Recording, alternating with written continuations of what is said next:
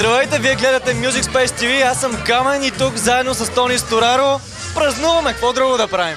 Какво да правим друго? Скоро направи един много готин комплимент на Десислава, чак на мене ми стана мило. Кажи какви взаимоотношения поддържате с нея? Приятелски взаимоотношения, освен че сме колеги, сме приятели. Между приятелите се раждат хубави песни. Десислава е много добра певица и се работи с нея уникално. Направихме едно ново парче, което след броени диши на пазара, мисля, че стана хубаво.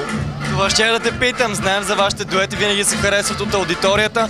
На каква тематика е това? Винаги е любовна тематика.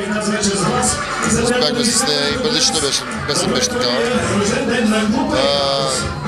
Това е много яко. В смисъл, много хора ще се намерят в тази песен. Така. Азис също е сред един от много твоите добри приятели в твоята гилдия. И знам, че можеш да го имитираш много добре. Ще ни покажеш ли? Вече го имитирах един път. Повече не показвам. Цяла България почна да базика с това. Да не ти се е разсърдил. Това не е моето лого, да не знаеш. Той ли? Не. Аз го направих много сладко. Разбрах, че подготвяш нов албум. Какво ще бъде необичайното в него?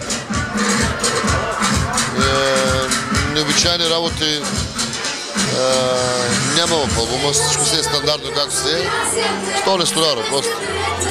Както пее във всичките си албуми, така и продължава да пее и в този албум. Моят стил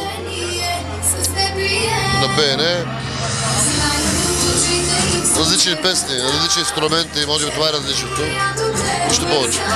Има ли дуети, други изпълнители, сина ти, например, в играта? Има много дуети, но не искам да издавам, защото няма да е тайна това. Има, много си пестелив днеска. Нормално е. Сега съм на друга тема, друга вълна. Аз вече имам участие в съседно заведение. Сега и тук много трябва да се концентрирам за самото участие след малко, така че...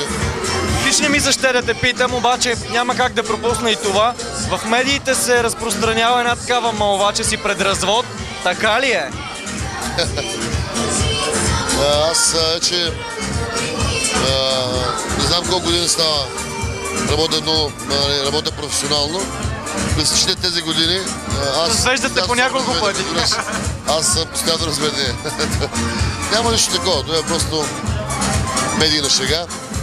Семейството ми е нормално, живи и здрави. Това е. Благодаря ти. Успех!